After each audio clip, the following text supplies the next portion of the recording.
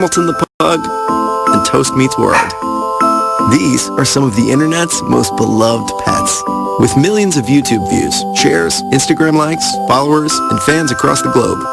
But what do all these amazing pets have in common? Their stories started in a shelter. Start your story. Adopt a dog or cat today. Visit theshelterpetproject.org to find a shelter or adoptable pets near you. Training that pet to play the keyboard? Well, that's entirely up to you. Visit theshelterpetproject.org and hear more about Hamilton the Pug, Toast, and Keyboard Cat's amazing adoption stories. Start a story, adopt a shelter or rescue pet today. Your perfect pet is just a click away at theshelterpetproject.org. A public service announcement brought to you by Maddie's Fund. Take a minute and listen to this flashback of the Artist Exchange radio show. Any trouble, because I get into any trouble, but I had a problem that this then became a discussion at that workplace environment. Now, the discussion was I should have been more sensitive. In what way was my first response? And I guess when I had to meet with that said person who had the issue with the person who was said leader of that organization, I said, well, to that person, how would I have known that? Well, you should have asked. I think so. You want my opinion? It was a circle, and I was willing to go on that merry-go-round. You are better than most. Yeah. I think that's normal when you're in a group and there's norming. Most of the time when you're in new work environments or you're in a space where you're getting to know people, it's normal now to ask for people's preferred pronouns. You wouldn't have known that. Normal to who? What is normal? Well, you work in social... You work in social innovation and my pronouns, so it's not normal to me. You don't, but I think, because I feel like the person was probably offended because they felt like you were not honoring whoever they are, right? But you wouldn't have known that. Still to this moment, I don't know what their pronouns are. So in that they didn't offer circle, we still don't know. So I'll go as far as saying I perceived it to be a she. Perceive them to be a she. Them. Yeah. Her, him, they, them. It seems like they, them would be the easiest one on this one. Join us every Monday and Friday at 2 p.m. for the Artist Exchange radio show, only on BeExposedRadio.com. You are listening to BeExposedRadio.com. What's up, family? Welcome to the Black Bottom Man Radio Show. I'm your host, Brother Mike, along with my partner in consciousness and my co-host, the lovely Miss Janice.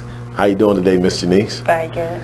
Wonderful. Okay, so we're getting off to a little late start today, so we're going to try to just jump right into it, but we're going to cover a couple of the current events. But today's show is going to be 27 ways that you can practice group economics. After all, the Black by Demand brand, it's all about group economics. Group economics is basically keeping our dollar circulating within our community, aka spending money with black businesses or becoming a business that you can have other black people spend money with. So we're going to go over 27 ways we can do that. We will not cover all 27 today, so this will be part 1, and then next week we'll do part 2. But before we jump into it, let's go over a few current events. What we got going on? I'm ready to be depressed. Well, I'm sorry to disappoint you this week because I don't. You got some good stuff? Yeah, I don't have no depressing news. Yeah! First bell. I figured we'd take at least a week off from that. Yeah, but please. Thank you. I want to congratulate Spike Lee for his 30th anniversary of the movie Do the Right Thing. Sweet. This week, started June 28th. It's going to rerun again for a week, in theaters. Oh, in theaters? Mm-hmm. Nice. Do the right thing. So if you didn't get a chance to catch it 30 years ago, maybe you'll be able to catch it this week. Okay, I want to say something in regards to that. Okay. Because this is what's going to happen when you go see this movie this time. Because a lot of our consciousness levels have been raised and we have a little bit more knowledge, wisdom, and understanding.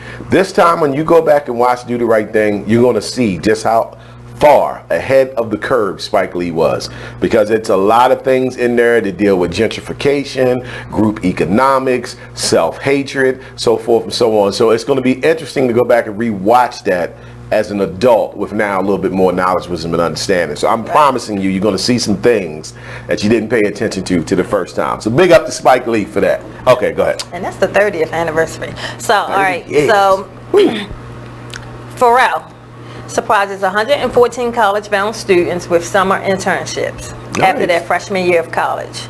So, every senior of the Harlem Promise Academy for 2019 is guaranteed an internship next summer.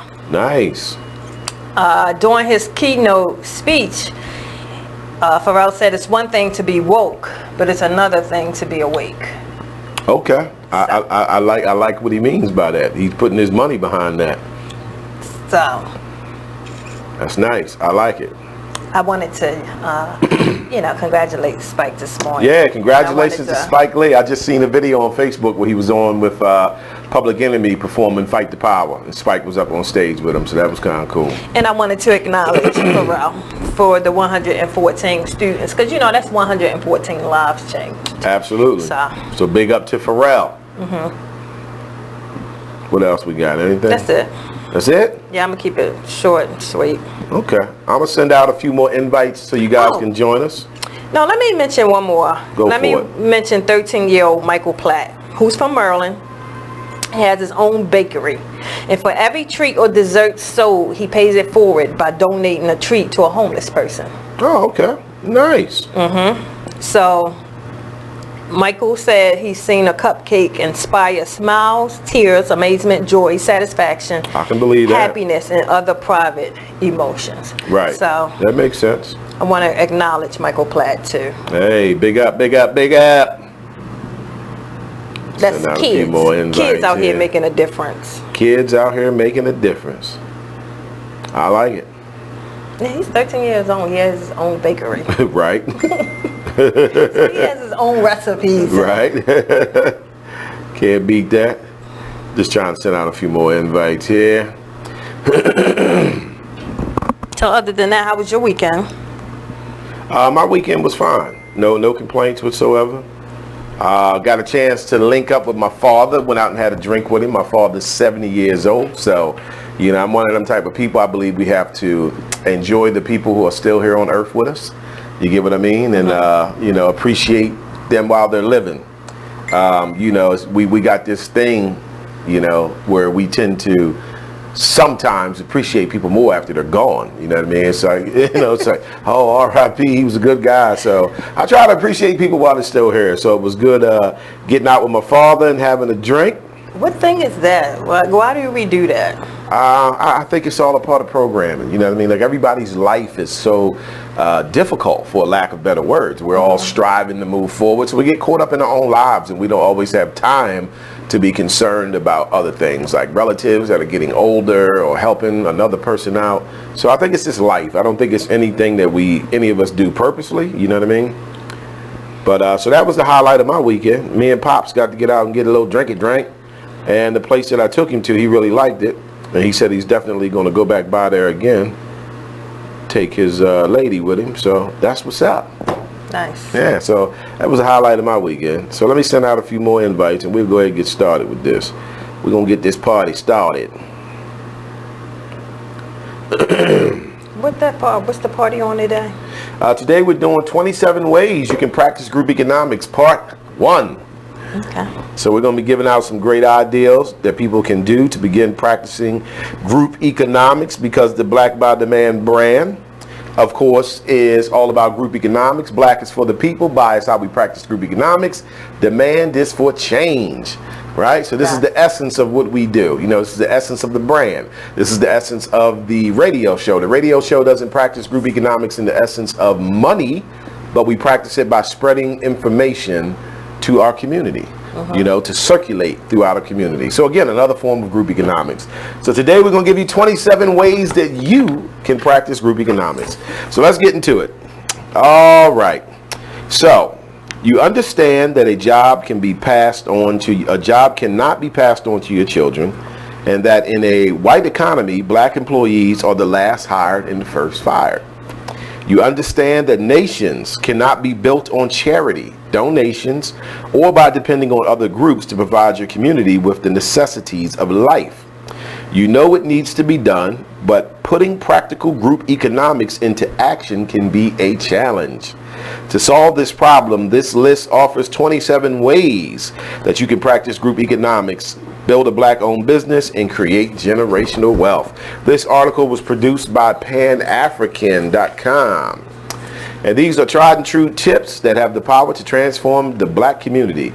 By putting just one of these tips into action, you are creating the future of black history. So I love that. So number one, ways you can practice group economics.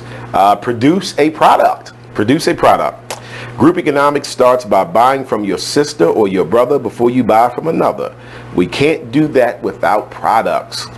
A product is any physical item that you can create to sell. Look around you. Everything you see is a product that someone else has created. You can do the same. The best products are those that solve a pressing need. Think toilet paper or books that teach readers to solve their problem or understand an important subject. Maybe something that helps customers express themselves. I'm just happy to see more and more of our kids producing products now. Yeah. You can see the kids producing more and more of a product today versus 20 years ago. Right, that's true. So producing a product is definitely a good route to take when trying to practice group economics. Of course, the product is going to have to be something that is needed within the black community, or something that's within the black community that you have improved on. Yes, and not to say 20 years ago that, we didn't produce a product, because, back when we were younger too, we sold frozen cups and lemonade. We had frozen cup stands, lemonade stands. Absolutely. It was just something we didn't continue. Right. As we got older, Yes. we went out and got jobs. And as black people, we have produced a lot of products. We've invented a lot of things, from straightening combs to peanut butter to soy to traffic lights. Like, we pretty much invented everything. Unfortunately, they were taken from us and claimed by another group of people. But with that being said, we have the proof that we are a creative community of people. Yes. So creative that other people decided they could not give us credit for the things that we created it, because it was going to show how outstanding we are as an exceptional group of people. So we definitely are good at creating a product. Black by Demand, the product we have created, of course, is our brand, as well as our t-shirts and our hoodies. So these are our products that we offer to the black community, and anyone can purchase them, but the design is all about group economics and teaching our people how this is a route we can take to practice group economics. So make sure you guys go to blackbydemand.com and get you one of our t-shirts for the men or the ladies V-neck. And then, of course, as the weather begins to change, we'll have more of our hoodies available, so forth and so on. So that's our product. So that's a good one. Produce a product. Number two, produce a service. A service is any skill that you possess that the market needs and is willing to pay for. Plumbers, mechanics, HVAC, barbers, bing, tattoo artists, computer programmers, and painters all have skills the market is willing to pay lots of money for. In today's world, time is the most valuable commodity on earth. So you can even provide some time-saving services like grocery shopping and errand running. So produce a service. Can we think of services within the black community that are examples of practicing group economics? Lawn care services. Lawn care services. Shout out to DJ Big Man with his lawn care service. What else we got? We have the mechanical shops. Yep. Auto shops. We have the auto shops. We got the hood mechanics. They provide a service. We even have hood barbers. You know what I mean? I was a hood barber. You know what I mean? I was cutting hair in the hood and my mama's front porch. Yeah. Right? What else? What else services can we use to produce within the black community? Of course, we have the hair salons. Like you said, the barber shops. We had Hacks, right? Which is now called Uber and Lyft. But again, this is a concept that I believe that originated with us. I like that it listed a few. Plumbers, mechanics, HVAC, barbers, tattoo artists, computer programmers, and painters all have these skills. Yeah, we have all kinds now, because we also have the, with the younger generation doing the makeup now. Oh yeah, nice. Nice. Very, very true. And I think if you have one of these positions that they speak of, plumbers, mechanics, HVAC, barbers, tattoo artists, so forth and so on, you can offer your service within your community without them having to go through your job. This is how you get your side hustle on. So if you're already a certified mechanic, a certified plumber, you know, you can be offering your services within the black community at a cheaper rate, doing your thing, because at the end of the day, these people are licensed. Right. You know, plumbers are licensed, mechanics are licensed, they're trained. So they can use their skill set any way that they want. So that's a great example of, you know, producing a service right within the hood. What about when we were younger and everybody had the one mother or grandmother within the neighborhood who sold the frozen cups of Kool-Aid? You get what I mean? Yeah. Candy. We had little candy stores in the neighborhood. We had the one who did the dinners. Dinners. There you go. Or fish dinners, or chicken dinners. Pig feet dinners. Oh, yes. I know, but they did them. They did do them. Dinners. I'm sorry that they did them, and I apologize. They did the chillings and the... Don't remind me. Yeah. We need to get rid of that stuff, okay? That stuff is horrible. We were talking back in the day. Yeah, back in the day, we didn't know no better. We didn't know no better. All right, that's about turning me off on that. Moving on. Number 3, outsource tasks to a member of the community. In business, outsourcing is the contracting out of business processes to another party. If you are in business, you can't do everything yourself. Absolutely, you cannot. Outsourcing is like hiring a mercenary to take care of one task at a time. Outsourcing is not as expensive as it may sound. If you have $5, you can outsource a web design, computer programming, accounting, and almost anything else you need and done. Outsourcing. They make it out like it's cheap. I don't know. Might be a little more expensive than what we think. If you got students. Yeah, there you go. Good call, Nate. If you got some students, this might work out. But yeah, outsourcing. Any examples of outsourcing? Getting someone else to take care of something for you. I don't know if interns would be considered outsourcing, because you don't always pay them, but it's a way of, you know, delegating responsibility to someone else to get something taken care of. Well, that is very important. The outsource is. Outsourcing to a member of the community.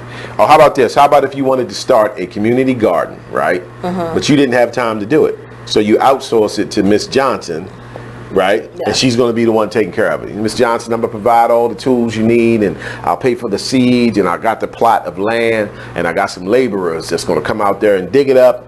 I need you to supervise this, you know, because you have experience with the garden, and we'll outsource this project to you and let you take it over from there. Maybe that's an example. You think?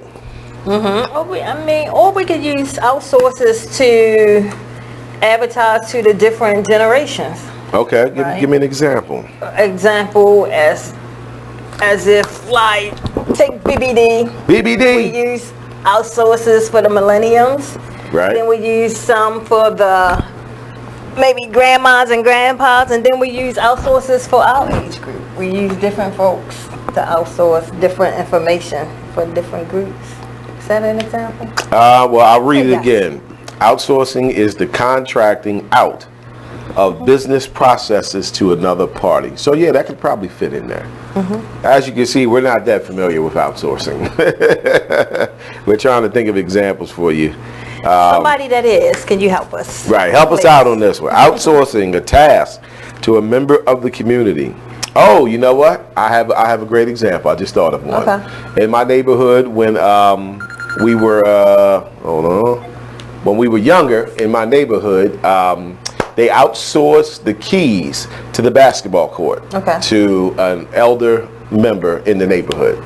So she controlled locking the basketball court up at a certain time when it got dark, so that, you know, we wouldn't have it as a gathering spot to do things that we probably shouldn't have done. The basketball court was not created by her. It was simply outsourced to her to manage it. So there we go. There's a good example of that. Wonderful. All right, let's move on to the next here. Online. An online store. Once you have created products to sell, or you have found someone who is willing to wholesale the product to you, open an online store. By opening an online store, you will have access to the entire world of customers. You will need to package and ship the products in a timely manner when orders roll in. But if the other people have done it and making a living at it, you can too. In order to open an online store, you will need to buy a domain name. For example, www.yournamehere.com, and hosting, the place where all of your words, pictures, and videos are stored online. You may also want to purchase a domain name from GoDaddy. Domain names can range anywhere from $1 to $13 per year. Buying your domain name ensures no one steals your ideal and is an important step in getting started. Yeah, now I do Open an know, online store. yes, I do know those online stores have been a big benefit. They have been a to big those small benefit. businesses in the beginning. Absolutely. This is eliminating the task of having to get a store.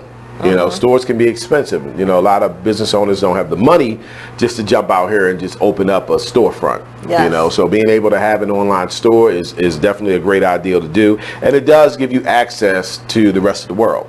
You know, the rest of the world can find you through your online store. I thought it was very important that they mentioned purchasing your domain. So for those who are not familiar with what a domain is the name of your website, you know, so yourdomain.com, you know, susiesdomain.com. So this is your domain, and you can purchase your domain at GoDaddy.com. It's very simple. You go to GoDaddy and you put in what you would like the name of your domain to be, and it searches its whole database, which is basically the whole world, and it lets you know if it's available. Now, a lot of times certain domains are not going to be available. You know, like your name is John Doe, you're probably not going to get johndoe.com. Like somebody else probably already got that, you know, but you may have to think of something a little more clever, johndoe123.com. And if your domain's not available, GoDaddy will actually give you suggestions of domains that they do have available that match what it is that you are looking for. So that's always pretty cool. And how important is it to have that domain? The domain is very important because if you have something great, someone else may come along and try to claim it. Like, it's a lot of shady people in business. So if you come out with the lovely Miss Janice's cupcakes, right?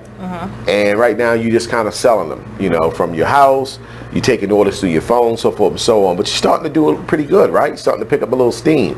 Well, someone else may realize that and then go to GoDaddy and check to see if you actually purchased your domain yet. So they go to GoDaddy and type in the lovely Miss Janice's cupcakes.com. GoDaddy says, hey, it's available. They buy it, cheap price, right? Like they said, $13.99. And then by the time you go to get it, GoDaddy's going to tell you this domain's not available. But here's the good part with GoDaddy. GoDaddy will say, but we can holler at the person who owns it. If you want us to communicate with them and say, hey, this person wants to buy this, they will do that. The problem is, the person's not going to sell it to you for $13.99. Now that they know that you need it, right? He might tell you, I'll sell it to you for $500. Right? That's how people make a quick come up. So getting your domain name ASAP is pretty important, because if you start doing well, someone else is going to try to snatch it. When I created Black by Demand, getting the domain name was the first thing I did. You know, because imagine making it to this point now where people are aware of the brand, and then we don't own the domain name. Someone else would have bought that, you know, and then would have said, hey, I'll sell it to you for $3,000. You know, so it's very important to get your domain name. I think that's an area that a lot of people get a little scared of, because they think it's a real intense process to actually get a .com or .net, so forth and so on. But it's not. It's as simple as going to GoDaddy. Go to GoDaddy.com, right? My tip would be, when you go to get your domain, get more than just the .com. Get the .net, get the .info, get the .org, because other people will use that against you. You know. So maybe you go and buy the lovely Miss Janice's cupcakes.com.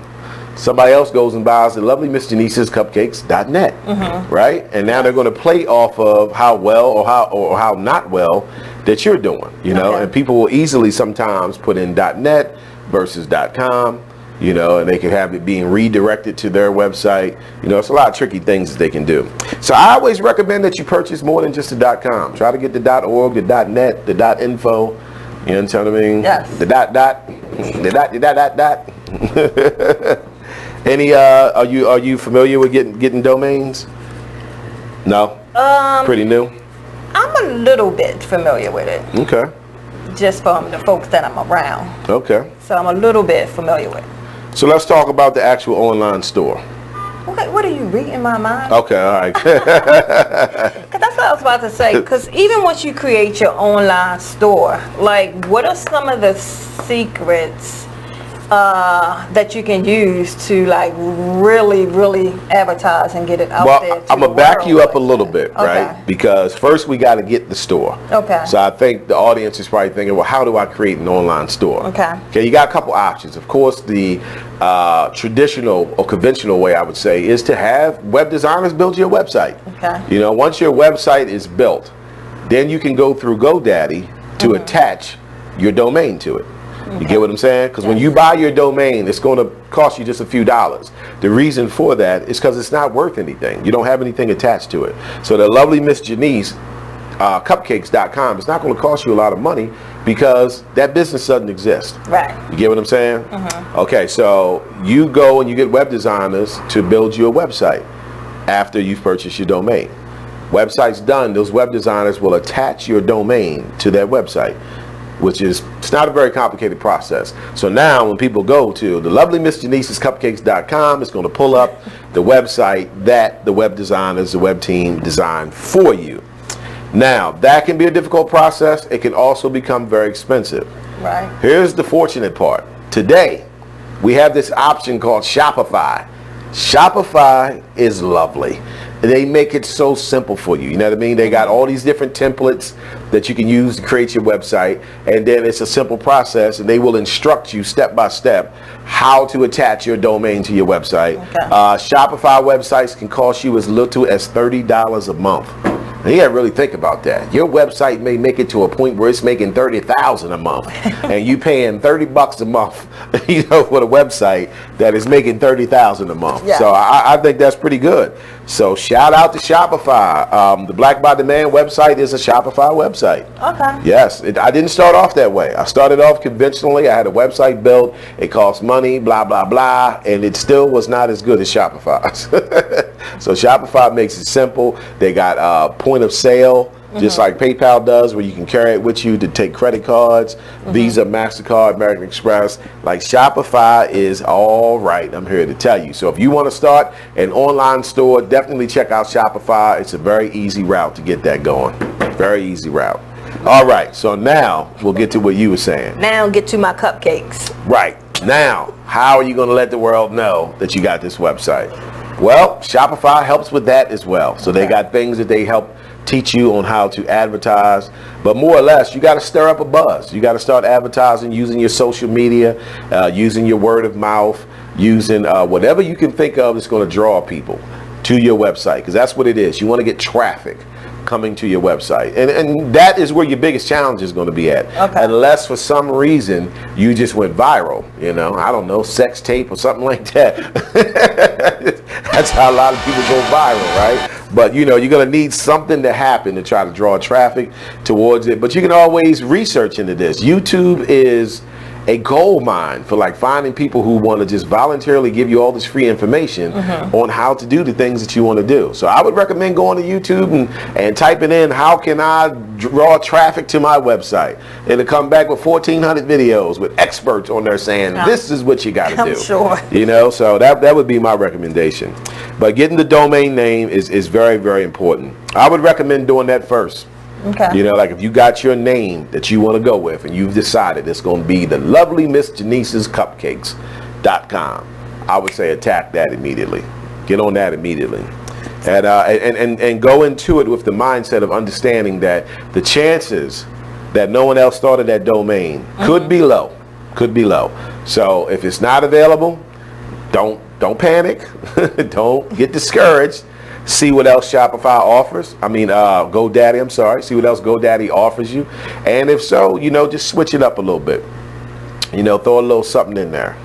So, okay. So there you go. Think of a product or a service. Get yourself a domain. Get that then domain. Set yourself up a little shop online. Yeah, try Shopify. Shopify is lovely. I'm so impressed with Shopify. Shopify tracks everything. Like they track the traffic that comes to your website, they track the sales, they got charts and graphs, they give you suggestions on how to bring in more traffic. They offer you the options of having a point of sale, POS, which is known as a point of sale, so you can make sales and have it tracked through your inventory. Like I have Shopify track our inventory.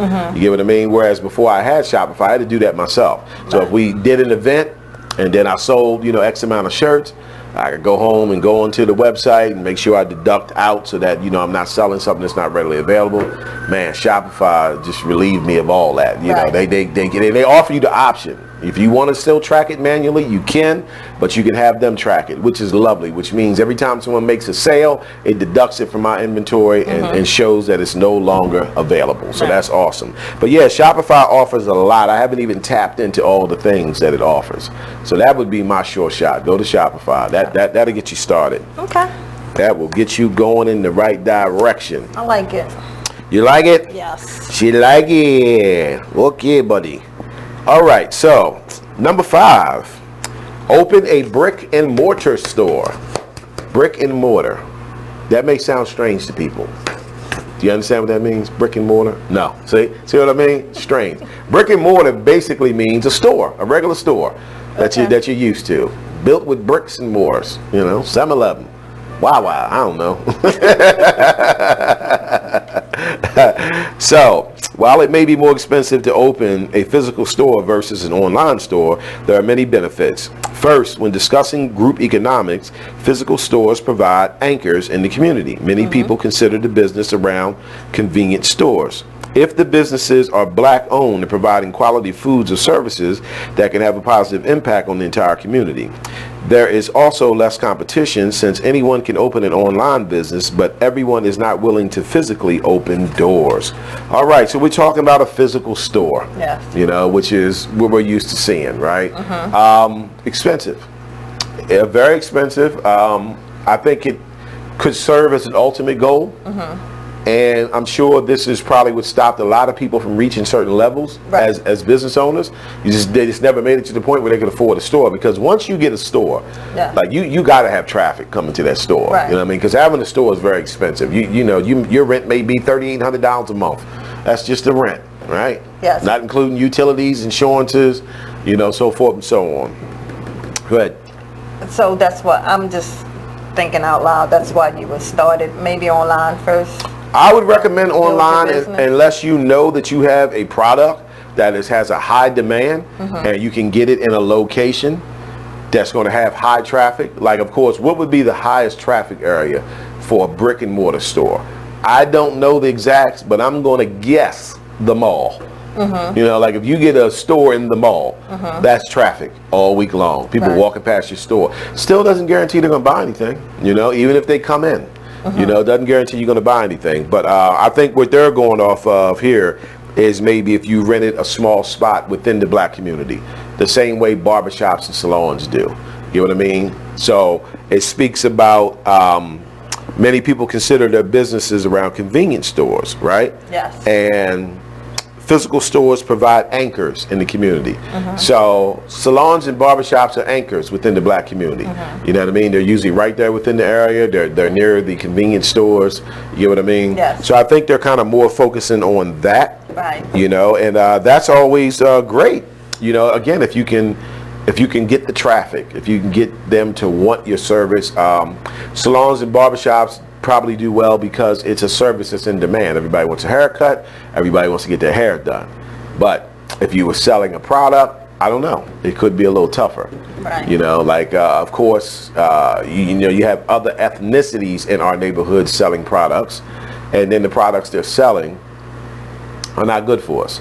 Right. So they're making money because they're selling us alcohol, they're selling us blunt wraps, you get what I mean? They're selling us synthetic marijuana, all these negative things. And unfortunately, our people tend to be drawn to that, you know what I mean? But if you was there in the black neighborhood selling vegan dinners, which is probably going to save everybody's life, I don't think you'd sell any. If you're going to do vegan dinners, you don't think you're going to sell any. Research that spot. So what would do decent in these spots? I think just a regular food spot. any food spot to do decent. Yeah, I think a food spot. Everybody loves to eat. Now in Harford County, where I'm from, these spots are not readily available. More available in the city. City, you can find more black-owned spots, cooking some black food, soul food. Harford County, not so much. Not so much. And then the times that some people attempted to do it, I don't think they got the support they were looking for. Okay, so my cupcakes should do great then. Yeah. What cupcakes? Sugar. I know. Sugar. Everybody loves sugar. So open the brick and mortar store. I think that one's more challenging though. Is that the ultimate goal though when you do the online stores? The ultimate goal, the brick and mortar store? Years ago, I would have said okay, but I don't think so anymore. I think there are a lot of businesses that are very content with having an online store and they're making lots of money because your brick and mortar store only offers it available to those in the community. Okay. Your online store offers it to the world. Okay. Stay with us though. We're up on our first break. It's the Black Bottom Man Radio Show. We are talking 27 ways to practice group economics. This is part 1. We'll be right back.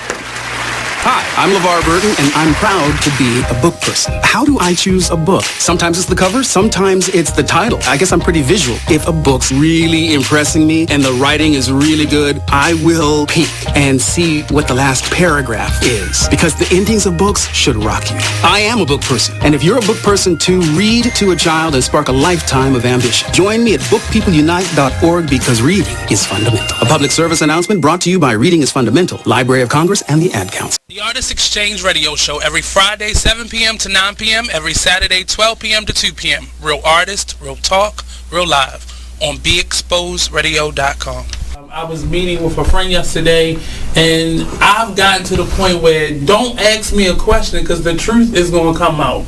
And exactly. Just don't do it. If you ain't looking for the truth, don't come to me. Don't do it because I can't hold my tongue. And she wants to be this stylist, boutique, but you're not doing anything in that nature. And I can't take you seriously if you're not doing those things. And I understood why people didn't take me seriously because I found myself in somebody else's lane. I was good at what I was doing and what I wanted to be, but I wasn't doing it for me. So how can I ask you to take me seriously if I'm living in somebody else's shoes? And nobody can do what you do. And I think that that's a big problem that people face now. Like you see what somebody else is doing and you want to do that when that's not your lane. That's not your lane. That's not what you're supposed to be doing. But it's popular. It's getting that person money. It's getting that person applause. Oh, I want applause. I want money. Let me stand over here behind them. And then a lot of times people aren't honest with themselves either. Like I was thinking earlier today, I've been woke for almost 2 days, so so you get honesty, yes. And I was thinking like, the Artist Exchange Radio Show. Like keys, only have this bitch jumping. Okay. If I sit around, hold up. Look. If I sit around, hold up. Yeah. Rebel.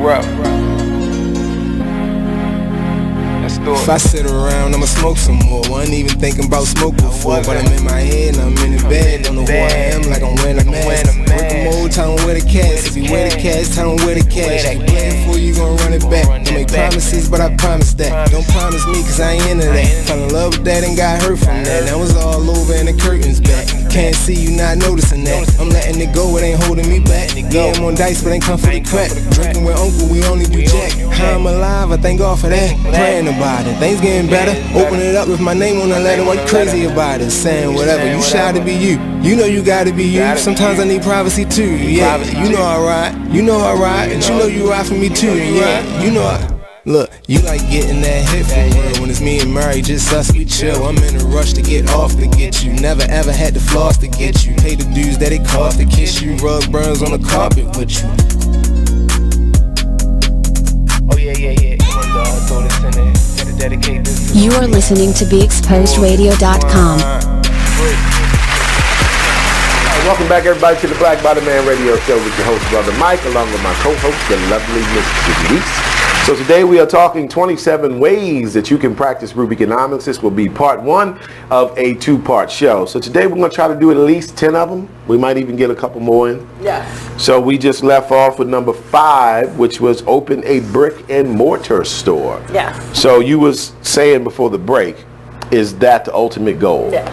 I think it is for some. I don't think it is for most. I think if you went back 10, 15 years, it might have been the ultimate goal for everybody. But today, I don't know. It's a lot of online stores that are like doing better than brick and mortar. And then even malls have been taking a hit because of online purchases. You know what I mean? The malls are not as popular as they used to be for shopping. People tend to stay home. You know, why go to Macy's when you can go to Macy's.com, right? You know, so I don't know. I think a lot of businesses, they're content with having it be online, and they're making lots of money. Amazon is putting a hurting on a lot of these businesses. 2018, Amazon grossed $11 billion, and thanks to Trump, they don't have to pay no taxes on it. But I digress. No taxes on $11 billion. You got to be kidding me. I would definitely have to agree. If you made $11,000, you got to pay taxes. Yeah, $11 billion, yeah, it takes you out of the tax. Oh, gosh. Man, but no, I would have to agree with what you said with opening the store now. That's been the ultimate goal. Because, like you said, back 36, 40 years ago, it was a little different. It was more group economics, especially within our culture. Now, it's kind of like spread it along everywhere from state to state, so it's more beneficial probably to have the online store versus for everybody versus the community store. Yeah, and if you have a platform that's large enough where you can draw people in, like Nipsey Hussle, you know, RIP, he has the Marathon store in LA. So with him being alive, you can see how that would draw people into his store. But my understanding, and you know, correct me if I'm wrong, is, you know, since then, the store, the physical brick and mortar is closed, but yet they still sold over 2 million online. Oh, yeah. So it kind of sounds like that someone in business said, listen, we don't even need this store. This store was rocking because of him. You know what I mean? Because of his platform, who he was, that was drawing people in. People knew he was there. He was there, but you know, he's not there anymore. So, you know, and again, I don't know the ins and outs. I'm just looking at it from a business perspective. They've now closed the store, and I think that's why I think someone stepped up and said, we don't need the store. Yeah, it was like 2 million orders online. Online, like 2 million orders online, you know? I'd love to have 2 million Black by the Man orders online. You know, with you guys help, we can do it. So yeah, so brick and mortar. Anything else on brick and mortar? What would be a good brick and mortar to have within the black community, just off the top of the head? I don't know. Food, we know food, right? Food would be a good one. Is that the only one that would survive though, food? Yeah, because with me, I'm thinking food with, you have seafood, you have soul food, you have junk food. True. Yeah, I was trying to think if there would be something else that would survive. I'll tell you what I would like to see within the black community. Brick and mortar. I would love to see more black-owned nail shops. Okay, that would survive. Right. Black-owned nail shops, you know, like I would love to get involved with someone who was opening a black-owned nail shop. I got some great ideals on how we could make sure that they are satisfied when they leave here.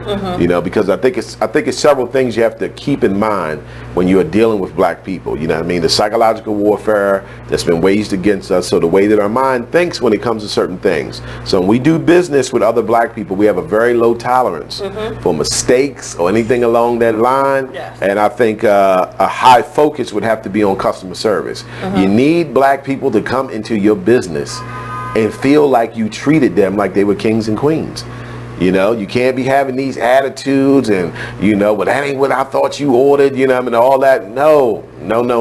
So if it was left up to me, I would have all the customers leaving saying, you know what?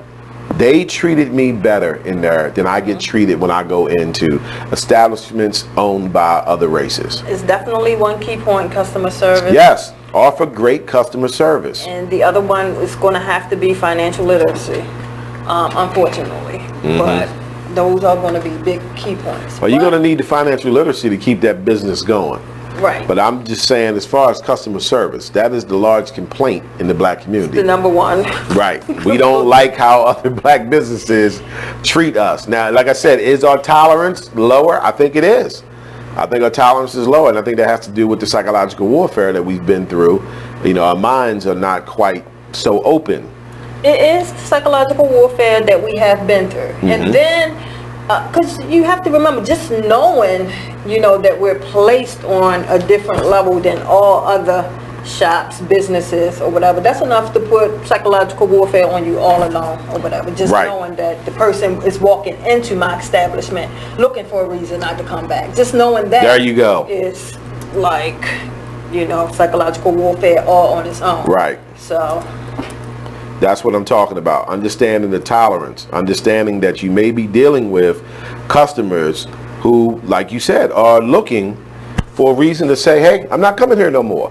I ordered my cheesesteak. I said no onions. Okay? They put onions on it. I'm done. I mean, it's the number one. Just think about it. It's kind of like the number one reason you walk into a black-owned store. You're walking in there looking for a reason not to come back. Just to be like, no, I tried to patronize black-owned businesses. I really did. Which you really didn't, but you're going to say, I really didn't. Sure. But you walked into... So you're putting that one in the record books. I tried. I did it. And you're walking in there with a negative, you know, thought already. Right. As to why you're going in there. Right. And you're not really even thinking about really giving this establishment a shot. You just a fair shot. Just to be one of the people to say, you know, you patronize black businesses, you tried, but then you're going to go into the customer service and everything like that. So right. It's kind of set up from the beginning. It's customer service with black-owned businesses is a little difficult. It can be. I'll read a quote. Nassim Shabazz says, quality products will kill all that noise, at least 85% of it. You know, brother, I would like to think that you're right on that. But being that we have that low tolerance and a lot of us go into black businesses trying to find something wrong, I'm not sure if the quality would change it. I just finished this book called The 22 Immutable Laws of Branding, right? And within this book, it talks about quality, and it explained how quality is something that customers deal with on a perception basis. Like it went over the list of cars, right? And the cars who were number one in quality were not even in the top 10 in sales. Which is believable. You get what I'm saying? Yes. And then the cars that weren't like in the top 5 in quality were like in the top 5 of sales though. So what they were actually showing is that quality isn't always the solution to having customers be happy and bringing in more customers. So I definitely get what you're saying, brother, and I wish it was that simple, but I don't think that it actually is, at least not according to the 22 immutable laws of branding. As a barber, I go hard at customer service. You know, so even though this is men, some of the men I know, grew up with, others are new customers, but I try to treat everyone good and give them honest to goodness customer service, great conversation. I thank them. I try to make them understand that though I'm a good barber, but there are a lot of good barbers, right? So I need them coming back to me, not just because I do a good haircut, because they can get a good haircut somewhere else. There's a lot of great barbers out here, but I set myself apart with the customer service, you know, with the way that I speak with them, the conversation, I listen to them. Sometimes I'm a therapist, sometimes I'm a partner in consciousness, sometimes I'm a partner in crime with them. You know, they telling me about, and I'm like, hey, you should have did that, you know, whatever. You know, and I'm just being funny, but I'm just saying, customer service, I try to give great customer service and make them understand, I appreciate you choosing me as a barber, and letting me provide you with this service, and I make it you know, full service. When I have customers, here's one example of how customers get a little shocked. When it's warm outside, customers will come in, they'll sit in the chair, and you know, they have a little bit of perspiration on their head, and then I have the blow dryer, and I'll take the blow dryer and set it on cool, and I'm blowing it on their face, and then I take a towel and pat it dry. And you ought to see them, they look like, oh man, thank you. Like I was sweating. I'm like, yeah, no problem, brother. You know, full service. You know, this is what I'm offering, full service. So it's sometimes it's the little things that can help. It's the little things. And like I said, well, like you said, we go into it with kind of that vibe, like they better get my food right. You know what I'm saying? Like, I'm trying to support y'all, you know, so forth and so on. Go ahead. Oh no, when you were saying that, I was just going to say yes. Customer service is held to its highest point when it comes to a black-owned business. Mm-hmm. That's when it's held to the highest. Because when you walk into other businesses, customer service is not where it should be. Right. So many businesses. So many businesses. But it is so overlooked. But when it comes to a black business, it's never overlooked. It's never, that's right. That's that low tolerance. Number one key point while patronizing any black business. Mm-hmm. And that's, you know, that's psychological warfare all on its own right there. My daughter took my niece to the nail shop last week. Last Saturday. Last week she took her to the nail shop, and my daughter was the first one there with my niece. So she dropped her off, ran some errands, and came back. My niece was still sitting in the waiting area chair, while all the other chairs were full. Right. So my daughter asked my niece, "Why are you sitting here? You was the first one in here. How are you not being serviced?" Right. Yeah.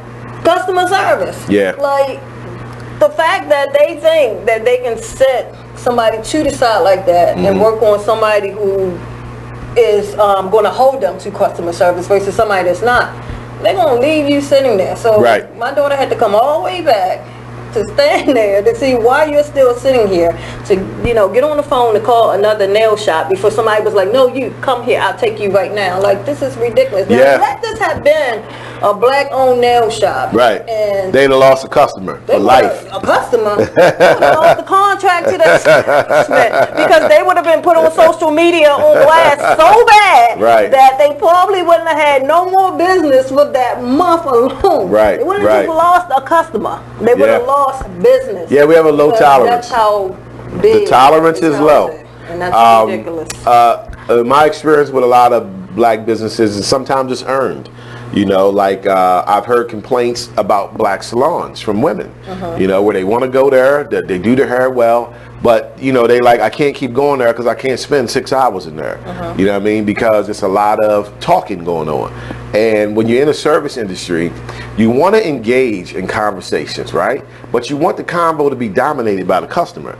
You know what I mean? This way it didn't slowing you up on the work that you're doing. Let the customer talk. And I've talked to a lot of women who have complained about, you know, black hair salons. They're like, damn, they talk too much. You know, like they're in there chopping it up, and I'm just here to get something that's going to take 45 minutes, and I got to wait 5.5 hours before she gets to me, and then start the 45-minute process. Now, one of my personal pet peeves with black businesses that I've dealt with, and I hope this doesn't offend anyone.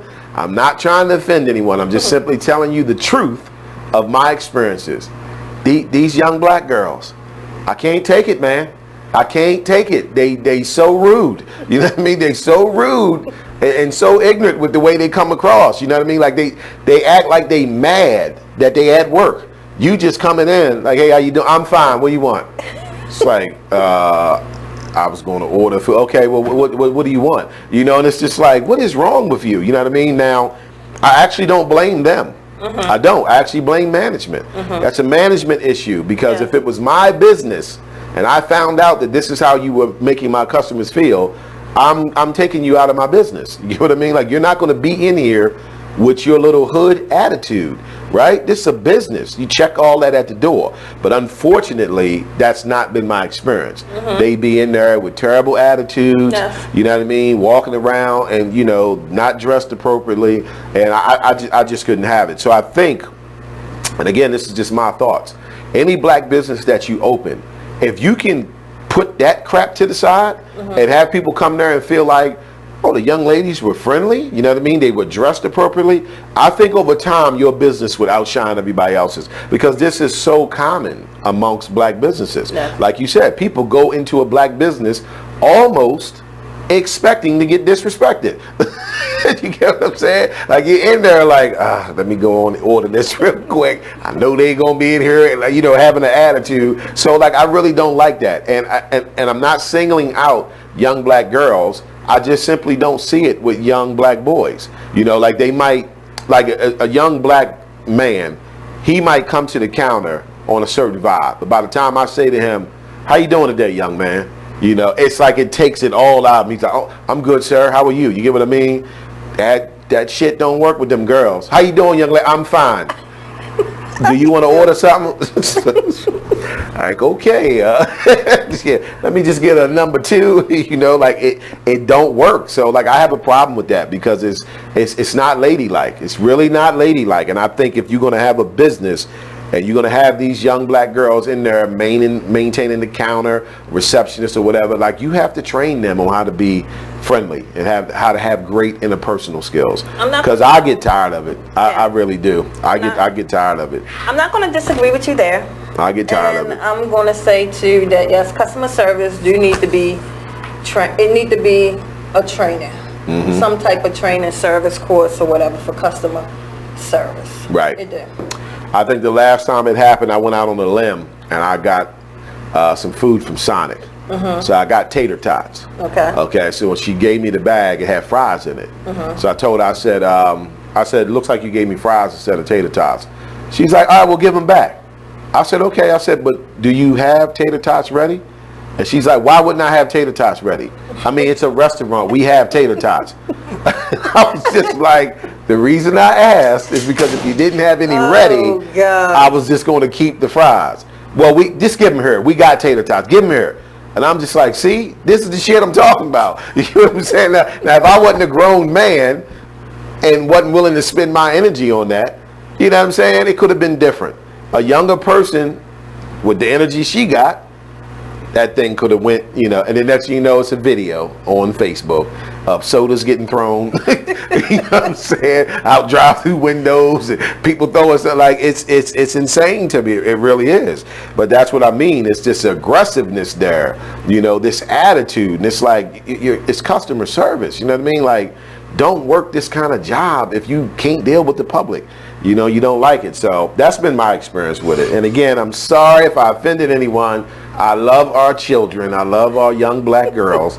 I just want correction in their life. That's all. I just want correction. I want them to do well. They're not going to do well with that attitude. You get what I'm saying? If you young black women are leading in education, okay, so you can go to school, you can get that education, get that master's degree, and get that job. If your attitude is not right, all them educations and degrees ain't gonna do you no good. Them people gonna get you out of there. You understand what I mean? They not gonna say, well, let's work. They're gonna say, no, She's got a master's degree. She should not be in here talking to people this way. She tried to fight somebody in the break room. You get what I'm saying? They not having it. So they need correction. And sometimes when I speak on it, I feel so alone. Because it's like nobody wants to join me in this reality, even though they experience it and they know it's true. But everybody is so scared to be the one to be saying something to the mothers about the girls or to the girls directly. You understand what I mean? Yes. But it's not like that with the boys. Everybody wants to join in when it's the boys. So if you start a conversation saying these young men need to get their act together, they out here having babies out of wedlock, everybody in the room's like, I know that's right. Y'all need to be better fathers, you know. But when it comes to the ladies, it's like it's taboo. It's like hands off. Well, don't feel bad or a certain way to speak about it, because I guess that's the reason it is a big issue and it's becoming bigger and bigger because we're not. It's getting worse and worse. It's something that's being hidden under the rug, it is. Carpet or whatever you say. So it's always good to talk about it and bring it out in the open, because this is something that needs to change. It is something that needs to change. To be corrected. So. And I want people to understand that when I discuss things like that, because I love us as a people, because I love our women, our children, I'm willing to take the hit. I'm going to look like the bad guy because I'm bringing up the reality of these attitudes. But it's worth it to me because correction needs to be made. I'm trying to demonstrate that the rest of the world doesn't love our women or our children the way we do. That's why they don't correct them. That's why they let them be wild. That's why they let them fight, cuss each other out, because they don't care about them.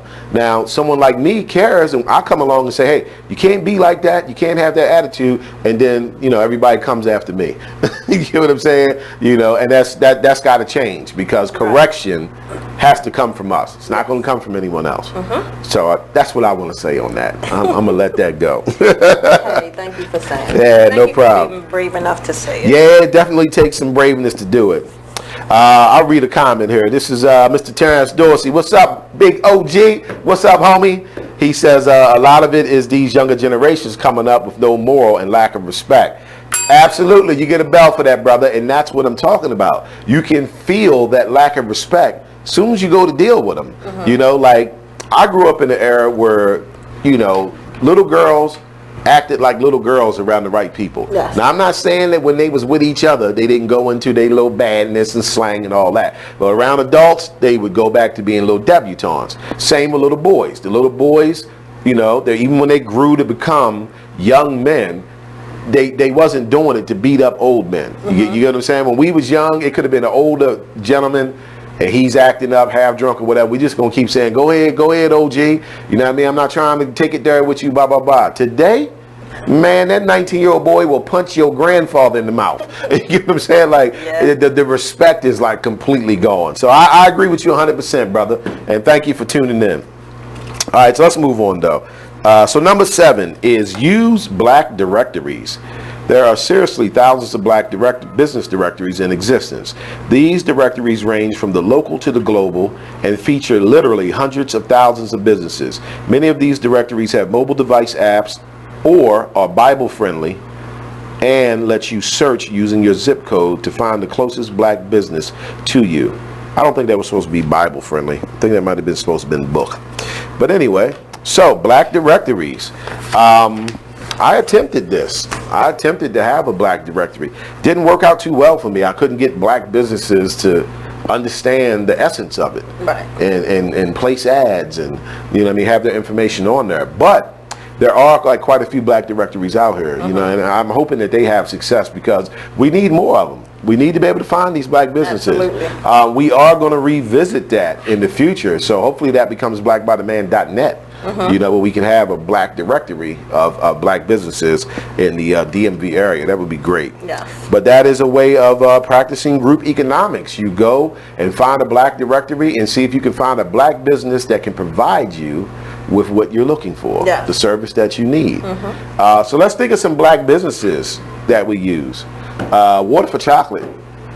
Water for Chocolate's a great restaurant here in Baltimore. I use Waters Automotive in Edgewood and Harford County. Of course, I buy my tooth powder and mouthwash from Garner's. Garner's Natural Products. You can find them on Facebook. What else? Because I use so many. Shout out to Kimos for the shea butters that we use. So like, you know, like I go pretty hard with trying to find black businesses to provide me with what I'm looking for. I just made a great connection at the event Saturday. Speaking of which, we didn't mention that. We just had an event Saturday, Eat Black Baltimore. It was wonderful, great networking, great food, met some great people. So I got a connection through there of a brother who prints t-shirts, I think, in Canton. So I'm going to try to hook up with him and see if I can keep, you know, t-shirts being printed by black companies and circulate the dollars. You know, can you think of any black owned businesses that you use? I have a whole list. I buy jeans. I get my jeans from black businesses, my wallets and purses from black business. I get plenty from black businesses, but I have my own personal directory of black. You got a list that you made, huh? Yeah. So. Nice. That's how we have to do it. Yeah, for the audience members today, if you guys can think of any black businesses that you use in the DMV area, feel free to type it in. We can help give them a little bit more exposure. But yeah, I kind of do it every chance that I get. You know, every chance that I get. Go to Butcher's out in Havre de Grace. Out in Edgewood. That's let's see what you got here. Okay. All of this. All of these. All black businesses. Tribe Worldwide Apparel Company, Asia Naturals, LAD Boutique. Oh, you got a lot of good ones on here. Funky and Chunky. What is Funky and Chunky? They selling chocolate? Yeah, I like this. And Black by Demand. Let's not forget about Black by Demand. You know, go to Black by Demand, get you a t-shirt, represent for group economics. This is going to be the change that is going to have our communities in a better position. The more we grasp group economics and the more we push forward on it, it's going to have our children, grandchildren, and grandchildren living in a different society than what we did. You know, like there's going to be a day where great-great-grandchildren are going to say, black people have been practicing group economics as long as I've been living. That's going to be a beautiful statement. You know what I mean? That's going to be a beautiful statement. But it is that important. We have to get out of the mindset of being concerned about how much money that business is making. Yeah. Because that's another thing that happens with us. Some of us don't like practicing group economics because we're too worried about the money that the black business owner is getting. And if you're not doing that with white businesses and Middle Eastern Indian businesses and Asian businesses, then you should not be doing it with black businesses as well. You're going to have to rerun that one back for me. Oh, let me give you an example. No, the ones that you said black people don't support black businesses because they're concerned about the money. Absolutely. Oh, wait, that's new. Absolutely. I remember being younger, and it was a particular stylist that my mother used to go to. Okay. And he used to do black hair. At some point, he ended up buying a Lexus. And he told my mother when he bought his Lexus, he lost about 5 customers because they said that they was not going to be helping him pay for his Lexus. That's what I'm saying. This is the type of stuff that happens sometimes within the black community. They're too worried about how much money you're going to make. Okay. Absolutely. Okay. Yeah. I know it's sad, but it definitely happens. So you kind of got to approach it the way you do with a regular job. You know, like if you own a salon, right, and then you're making good money, and you bought you a nice house, and you driving a BMW, you don't want to come to work and tell them black people that. I am so. You're going to lose some of them because we like I said, we have a concern about the money that the business owner is making because we still are in the mindset of competing with each other. We don't understand that we are not each other's competition. When you think your competition looks like you're going to be concerned about how well they're doing. We don't see white people, Asian people, Middle Eastern Indian people as our competition, which they really are. Our competition is not us. But because they don't see them as competition, they don't pay attention to their lifestyle. So they don't even know that the Indian guy at the gas station has a 2019 Benz. And even if they see it, they don't care. You know, because they don't see him as competition. They see their competition as being other black people. So when other black people have it and then you're giving money to their business, it can cause some of them to stop. Not all of them, but it'll cause some of them to have a problem. What type of psychological bull crap is that? Back in the day with my cleaning company, more and more disappointed. When I had more employees back in the day and it was doing very well, I had my uncles working for me. The people I hired didn't know that was my uncles. So they would speak freely. They came to me many a times talking about how the employees was talking about, well, how much is he paying you? Because he's only paying us that. And I bet he getting at least this, that, and the third for this building. See, we don't do that in white businesses. You get what I'm saying? Nobody gets hired in a white business or Asian business or a Middle Eastern Indian business and then says, how much are they getting for this contract? But in the black business, sometimes they will.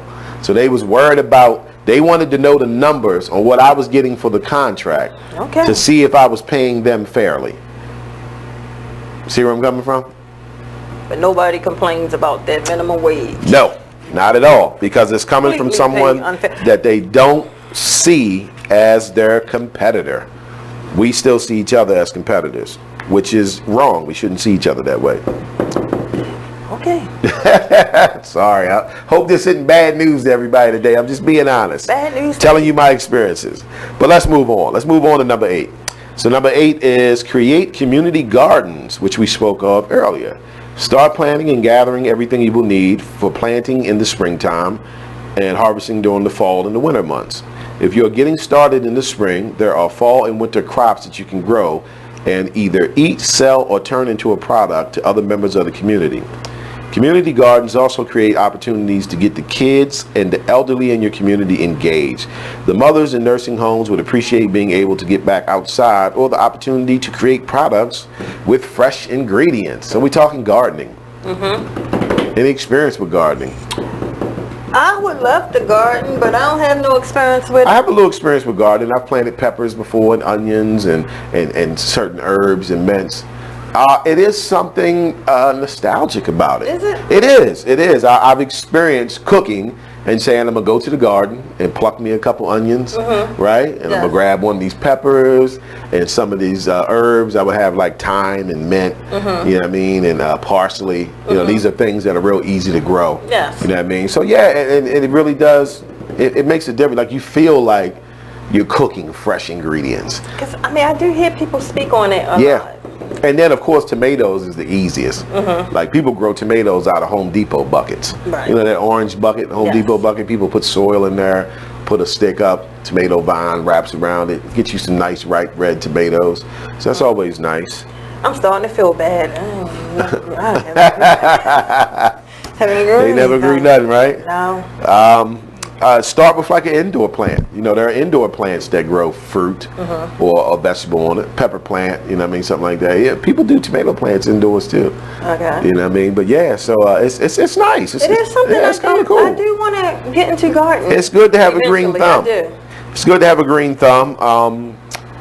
We are completely reliant on supermarkets. Yes. That supermarket closed, we in trouble. Very much. So a lot of us that ain't gonna eat. They ain't gonna eat. So yeah, I think it's good. You just gotta have land for it. You know what I mean? Like my garden was small garden in my backyard, and that's the other thing. That's the beauty of it. Today you can get these little garden boxes. You know what I mean? Like size of this part of the table. You know, and it's just a little box, and it's a little garden box, and you put your soil in it, and you can grow certain little things. At a minimum, herbs. And herbs are what you need more of. Right. Yeah, the herbs is put here as healing on earth, as everyone likes to quote the scriptures. You know, the Most High said, I put every herb on the earth for your healing. Every herb. Every. All of them. Herb. Starting to think you have something in mind. I don't know. Every herb. Yeah, so community gardens, that's wonderful. They did this in my old neighborhood before. It lasted for a while. I don't think the maintenance was up on it. You know, whoever they left in charge, outsourcing, right? They didn't actually stay up on it. But for the time period that they did it, it was lovely. Do we have a community garden in Hawker? Yes, it's a few places, because this was in my neighborhood in Battery Village. You know, they kind of, you know, took out a section of dirt and turned it into a garden. Okay. You know, and people were out there participating, and just like the article here says, it did have the elderly out there, elderly and the kids, because that's something great for kids to learn as well, how to plant. You know, these are all survival techniques. You know, like, and it's necessary. It is. I'm one of these guys that watches like Survivor Man and, you know what I mean, Alone, because you just never know when the day's gonna come where the power go out. Seems far-fetched, but it just happened in New York, what, about 10 years ago? The grid went down, power went out. People was walking across the Brooklyn Bridge trying to leave the state. It was insane. Insane. Very, very much insane. All right, so let's go on to number 9. Number 9 is start making and selling your own clothes and accessories. Nice. Did somebody say Black Body Man? Huh? Can somebody say BBD? Start making and selling your own clothes and accessories. This excites me. Yes. It does. It excites me. Not just because, you know, we got BBD, so we got our t-shirts and our hoodies, and we have our polo shirts. So a polo shirts was a milestone because that's a piece of clothing that is from the rooter to the tutor, Black by Demand, you know, with the logo embroidered in it. It's in the neck, in the tag. It's not just a shirt with our logo on the front of it, which we love our logo shirts, which the lovely Miss Janice has on today. Make sure you go to blackbydemand.com and get your Black by Demand t-shirt. This has been brought to you by Black by Demand. But, you know, the polo shirts, that was a milestone. You know what I mean? And my son is out of town right now, and when he came to say goodbye to me, he was leaving, he had on his white BBD polo. I was like, son, you look nice in your BBD polo. Because I make him understand this is your brand. Yes. You know what I mean? Like, yeah, Dad created it and all that, but, you know, what's mine is his. You know, this is your brand. So it felt good that he felt good about representing for his brand, you know, going to another state. So that was pretty good. But yeah, the selling your own clothes and accessory, it excites me. I like people who get involved in this because the clothes that we wear, though are nice, they're European clothes. So to have black people creating their own clothing lines, now you're going to get a little mix. You're going to get a little mix of, you know, the European style with the African style. Yes. You know what I mean? Just something that's a little more tailored towards us. Maybe patterns and colors that are more tailored towards us. You know, we tend to have a little bit more, you know, flavor, you know what I mean? A little bit more swag, whatever you want to call it. So that excites me. Other than Black by Demand, do you know of anyone else that started a clothing line? I'm probably do, but not off the top of my head. Not off the top. What about, didn't you mention your niece before? Tabitha. Yes, sorry Tabby. See, Tab, I got you. she ain't trying to help you out, Tab. But I did say, I said I did, but not on the top of my head. But yeah, Butterfly Boutique. There you go, Butterfly Boutique. Where can they find that at? Oh, gosh. Facebook? She got a Facebook page? Butterfly Boutique. Okay, that's the Facebook page? Yes. Okay, all right. So Butterfly Boutique, check out her niece, young Tab. What she make, like flip-flops and sandals and stuff? She make clothes too. She make clothes too? Yes. Yeah, so that's nice. I like that. So can this be considered a good route for group economics? I think so. Right? Yes, Butterfly Boss Boutique. Butterfly Boss Boutique. Go to Instagram. She's on Facebook, Instagram, and she makes clothes, shoes, hats. It's a list. It's a list? Yes. Nice. So yeah, that's one to check out. And of course, blackbytheman.com. We have, well, you know what? I'm about to run my mouth. We sold out of the Pink Ladies Breast Cancer Awareness V-neck tees. Oh, good. So we gotta get some more of them in. We're gonna get some more of them in for you guys. But yeah, we sold those out. I kind of thought those would sell out. Yes. You get what I mean? Mm-hmm. I kind of thought those would sell out just because of so many of us have been affected by breast cancer. And it's a great cause, and of course we donate a portion of the proceeds to a family that's dealing with breast cancer. So those actually sold out, but we will be getting those back in. And again, for our Puerto Rican brothers and sisters, next week. Right now it's pushed back a little bit. We wanted to have them ready by the 4th, but it doesn't look like they're going to be ready by the 4th. But Boricua by Demand will be available by the end of next week. I'm excited about that because I want our Puerto Rican brothers and sisters to know that Black by Demand has not forgotten about you, you know, because we all black people one way or another. So that one's going to be good. Dwayne Harrison says, I need a big man shirt or hoodie. She can hook me up. Yeah, no doubt. She might better do that for you. Absolutely. Talking about Tabitha. Yes. Yes, she can produce something for you. So start making and selling your own clothes. What other type of clothes could we get involved with this? Because we have black people of different religious faith. So we got Islamic clothes and we got Israelite clothing. Yes. So these are two other areas where I feel it's opportunity for black people to get involved and, you know, produce a business. Yes. You can make Islamic clothing or you can make Israelite clothing. That would be awesome. You know, I would definitely, you know, buy something, even if it's just a head covering. So that would be nice. What else? Let's see. What about paparazzi? Paparazzi's getting a little popular, right? Oh, it is. Yeah. Like every event we do is paparazzi there. Yeah, paparazzi is showing up everywhere. And the stuff looks good. The accessories look good on women. Yeah, and it's affordable. Very affordable, right? $5, $10. I think everything is what, $5? Everything's $5? Wow. They need to get. They got men's stuff? No. It's all women's? Yes. See. I mean, right. All the paparazzi that I've seen is all women's. That's discrimination. Hey, I mean, I could be wrong. It could be some men. They might have some men's stuff. Maybe I only look for women things. Right. To what I've seen, it's been women's. Well, shout out to our manager, Nate. Nate makes accessories too, Nate. And Nate's stuff is nice. I like Nate's stuff. So shout out to you, Nate, behind the camera. Nate does his thing. What else? Start making and selling your own clothes and accessories. Anything else? Black by the Man, Black by the Man, Black by the Man. That's all I can think of. Hey, I have a whole list of business names, but... Okay, so we'll move on. I'll wait for the business show. All right, so let's move on. Number 10. Yes, please. All right, so number 10 is source black produced products. Find low priced products from black vendors and sell them for market value. If you can find a vendor in Liberia selling wood carvings for $10 and the store around the corner is selling them for $50, you have found an opportunity. Buy low and sell high. Use sites like Alibaba.com. Oh my gosh. That's still a good idea. I've used Alibaba.com. Yes. You know, I got a connection for manufacturing in China through Alibaba.com. Right. So Alibaba.com is pretty good. I like that they're saying, you know, like, buy something from Liberia. You know what I mean? That they're selling cheap. Yes. Right? Hand wood carvings or whatever, they sell them cheap for $5 each. Get them over here. You know, sell them for 30, 40, 50 bucks each, because that's literally what everybody else is doing. So that's a wonderful idea.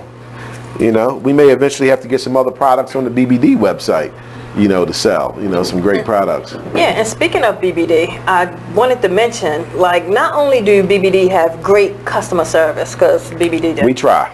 Everything is high quality. So yes. It's all high quality. Yes, because we are scared to death to have black people say that our shirts was garbage. Okay? We are scared to death of that. So we making sure that that is not happening. So I appreciate you mentioning that. Yes, absolutely. And we try to keep it affordable, but at the same time, you have to recognize a brand. Like I had a particular brother, he was like, your polo shirt is $59? I said, absolutely.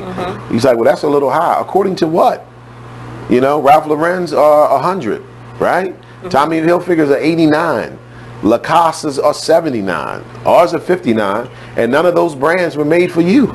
Ours was made for you, okay? So we, Black by the Man, are the number one brand for group economics.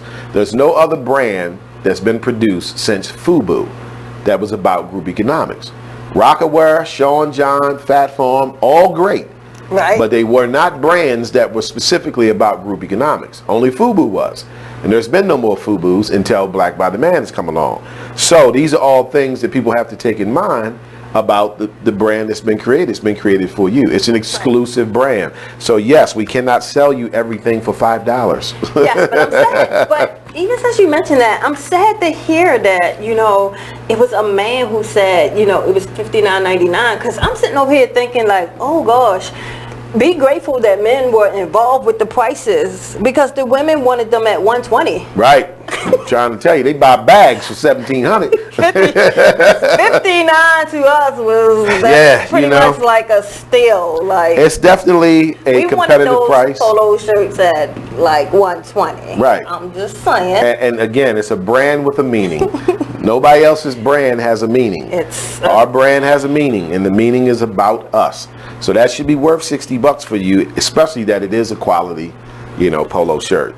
So once I explained it to him, then he kind of understood it. I said, think about it. You're buying other brands that have no attachment to you, no meaning to you, and they're telling you it costs $100 and you have no problem with it. You buy it. We tell you ours is $60, and you want me to explain to you why this is $60, you know. But I do, because I believe in, you know, edifying and education. So I edify for them as to why it is that price. Well, just so my man know, I'd have spent $200, but I'll spend $200 getting you that polo. It's worth every penny. You should get him one. So. Get him 2 of them. Sure, he'll look great. We'll put him on Facebook and show him off a little bit. It's worth every penny. So source black produced products. So Black by the Man, we've done this because we got our shirts into Emmanuel's Beauty Supply down in Aberdeen, Maryland.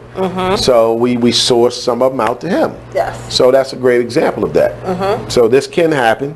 It's not impossible. I'm definitely not an expert on brands. I'm still waiting for Damon John to call me. Hey, Damon, if you're out there, I'm waiting on you, buddy. You and Russell and, you know, whoever else. Diddy and the whole crew. Whole crew. Right? All right, so let's move on to number 11. So number 11 is start or join a black investment club.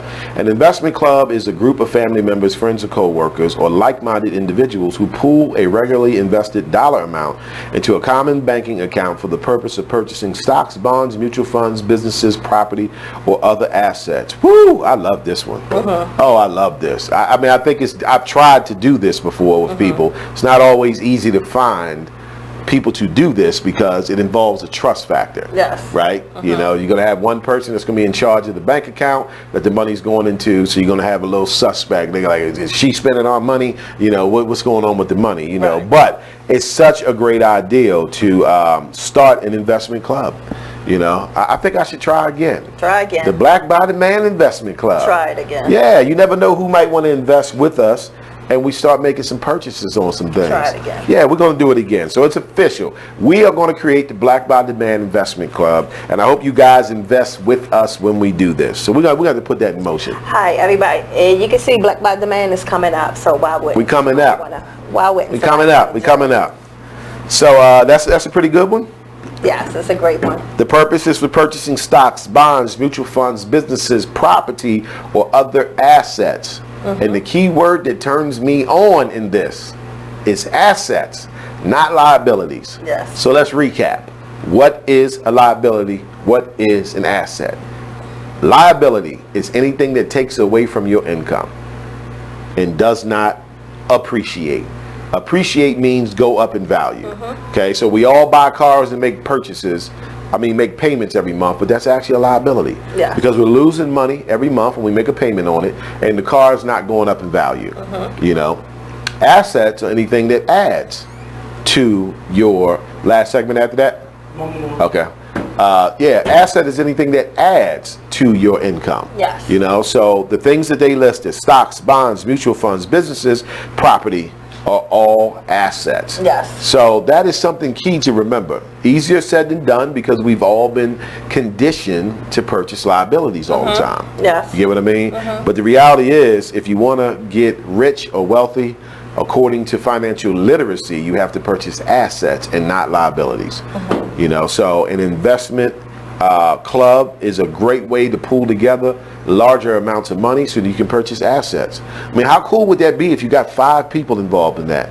And, you know, every month these 5 people are putting X amount of dollars into this investment club. You know, 2 years into that, we say, hey, we found a piece of property that we want to buy. Is everybody on board with this? This is what the money's going to get used for. That just would be nice. You know what I mean? Think about how nice that would be. And then you can rent it out to somebody black. Right? Or whoever you want, you know what I mean? I'm not going to say it's just for that, but, you know, that would be cool. So we're going to have to do that. We're going to do the BBD Investment Club. You're so smart. I wish. But thank you.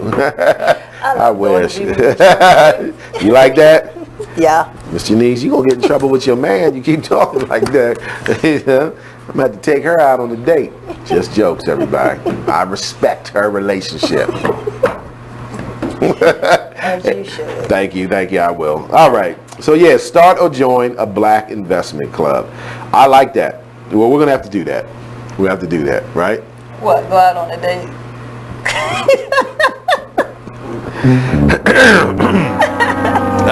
So back to the investment club here.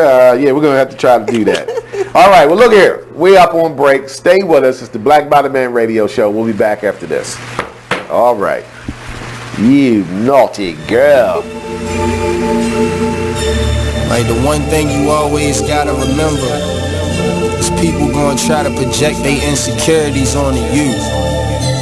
But you can't listen to what them niggas saying. You gotta get out here and do your shit regardless. You gonna do what you love for the rest of your life anyway. So why not turn that shit into something? Be a man of everything. This shit bigger than me, man. Like, yeah, I'm good and all that, but you know what I mean? I ain't shit without y'all. So no matter what you up to, just go hard. Don't matter.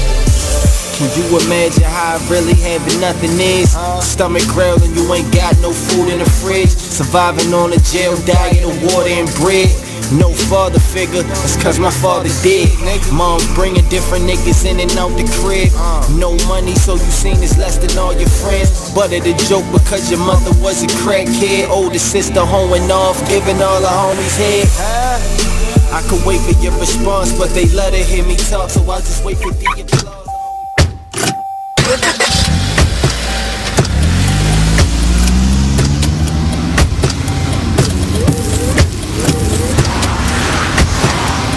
Driving has a rhythm all its own.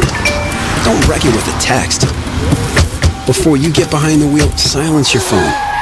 Or better yet, designate a texter. For more text-free driving tips, visit stoptextstoprex.org. Brought to you by the Ad Council and the National Highway Traffic Safety Administration. Green light. Hey girl, school zone.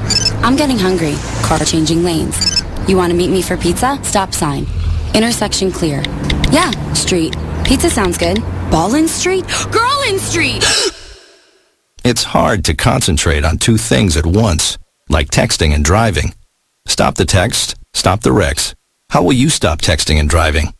Tell us at stoptextstoprex.org. Brought to you by the National Highway Traffic Safety Administration and the Ad Council. Now listen to BeExposedRadio.com. Check out this fire flashback.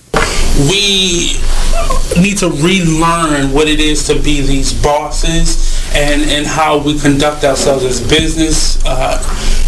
business-minded individuals and just people in general. I let my gut, and if I call it gut or God or whatever, I'm led by that energy. I know where it comes from. I know where it's, taking me, and you have to figure out what is important to you, and don't play this game. It's a game that we've learned to play, this chess game, and life is not a chess game. Life is real, bones, flesh, blood, decisions. Make sure you check out the Artist Exchange Show every Monday and Friday at 2 p.m. only on BeExposedRadio.com.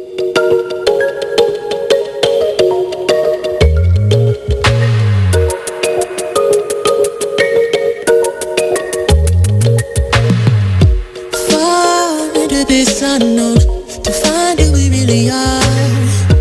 Crash into something new. Take a break from our broken heart.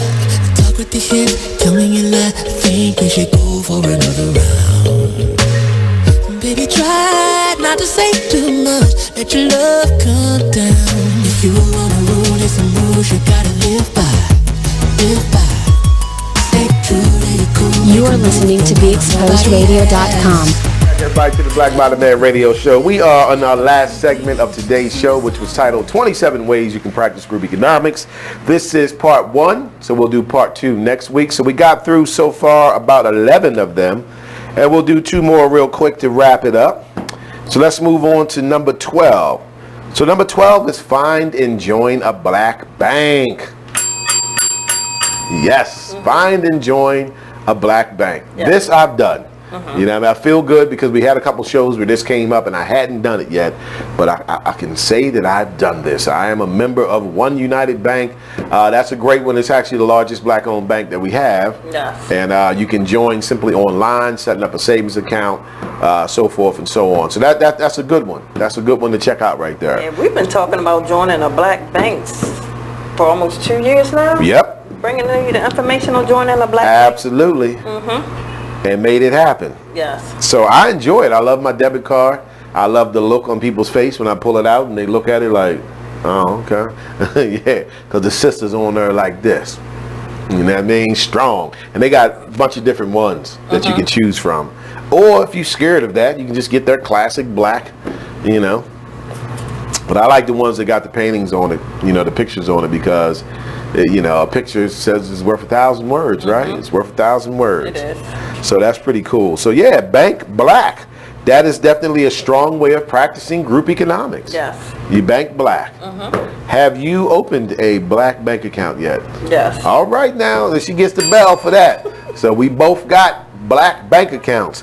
You guys should do the same. I would love to get it to a point where that's the only account I have, but I'm not at that point yet. I do still have other accounts, but I have my black account and I feel good about that. I feel real good about that because that is practicing group economics. Yes. And our last one is do a weekly group economics so-so.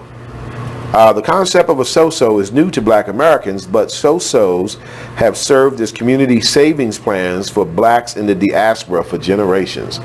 All right, so a so-so is where, you have a group of people similar to the investment club, where you guys put money together, and save money for particular situations, you know what I mean? So,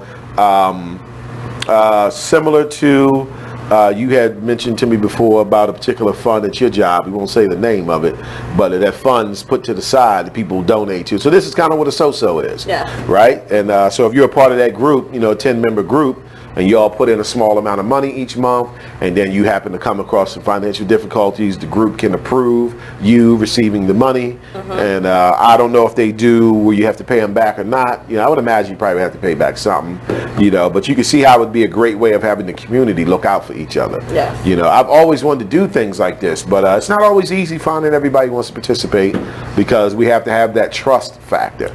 We're not very high up on trusting each other. You know what I'm saying? So it's like, well, who's going to be in charge? Well, Mike's going to be in charge of the money. Well, why is he in charge of it? Well, he kind of put it together. It's his thing. But how we going to know if he's stealing our money? It's like, oh, God. Nobody wants to steal anybody's money. So you got to find people that have that vibe of, we're not trying to take from each other. How's that sound, though? Good idea? Yes. I like it as well. A good idea. And evidently, like they said, it's new to Black Americans. Yes. But it's not new to many others. They do this. I truly believe that this is what we see sometimes amongst Asians and Mexicans. We see them all kind of piled up in one house, or they're putting their money together so they can do something as a team of people, do something bigger and better. That's wonderful. Yes, it is. That is wonderful. I agree. So that was number 13.